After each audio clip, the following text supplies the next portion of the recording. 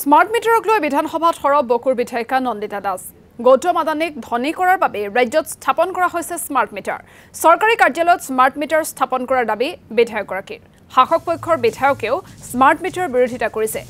বিধানসভাৰ প্ৰশ্নোত্তৰ কালত বিধায়িকাগৰাকীৰ প্ৰশ্ন মন্ত্ৰী প্ৰশান্ত ফুকনৰ উত্তৰ ৰাজ্যত এই পৰ্যন্ত ঘৰুৱা শ্ৰেণীৰ বিদ্যুৎ গ্ৰাহকৰ বিপৰীতে সংস্থাপন হৈছে 28,30,863টা স্মাৰ্ট মিটাৰ বাণিজ্যিক শ্ৰেণীৰ গ্ৰাহকৰ বিপৰীতে সংস্থাপন কৰা হৈছে 1,98,249টা স্মাৰ্ট মিটাৰ ঔদ্যোগিক শ্ৰেণীত ব্যৱহাৰ হৈছে 6,350টা স্মাৰ্ট মিটাৰ লগতে চৰকাৰী কাৰ্যালয়ত ব্যৱহাৰ কৰা হৈছে 27,449টা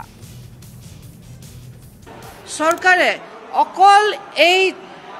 কোম্পানী যেনে আদানী আম্বানী এই কোম্পানীবিলাকক ধনী কৰাৰ কাৰণে এই স্মাৰ্ট মিটাৰবোৰ বেছি সংখ্যক প্ৰায় 28 লাখ ঘৰুৱা শ্ৰেণীক মানে ডমেষ্টিক পাৰপাছত ইয়াক ইনষ্টল কৰা হৈছে তো আমি চৰকাৰখনে যে দুখীয়াৰ কথা চিন্তা নকৰে চৰকাৰে যে আমাৰ এই দুখীয়া মানুহবিলাকক সহায় নাই তাৰে এইটো প্ৰমাণ আজি তথ্য সহায়ৰে আমি গম পালোঁ আজি অসমত প্ৰত্যেকটা পৰিয়ালে স্মাৰ্ট মিটাৰ নেলাগে বুলি আন্দোলন কৰি আছে স্মাৰ্ট মিটাৰ দলিয়াই পেলাই দিছে ইভেন শাসক পক্ষৰ বিধায়কও ইয়াৰ বিৰোধিতা কৰা আমি দেখা পাইছোঁ তৎসত্ত্বেও চৰকাৰে এই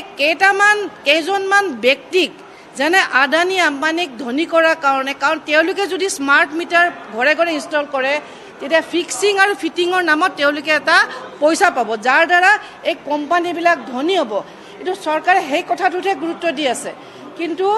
চৰকাৰে দুখীয়া মানুহক সহায় কৰাৰ কাৰণে স্মাৰ্ট মিটাৰ নলগায় স্মাৰ্ট মিটাৰ লগাব নালাগে কাৰণ আগতে আমাৰ যিবিলাক মিটাৰ আছিল ঠিকে চলি আছিল এতিয়া মিটাৰটো প্ৰিপেড যদি পইচাটো নিদিয়ে লাইনটো কাটি দিয়ে ষ্টুডেণ্টবিলাক এতিয়া পৰীক্ষা দি আছে এই সময়ত হঠাৎ যদি পে'মেণ্ট নকৰে বিল লাইনটো কাটি দিয়ে তেনেকুৱা এটা অসুবিধাত আমি সেইকাৰণে চৰকাৰক আমি এতিয়াও কৈছোঁ যে আপোনালোকে চৰকাৰী শ্ৰেণীক আগতে আপোনালোকে অফিচবিলাক যিবিলাক আছে অফিচ কাছাৰীবিলাক আছে তাতে আগতে স্মাৰ্ট মিটাৰ ইনষ্টল কৰক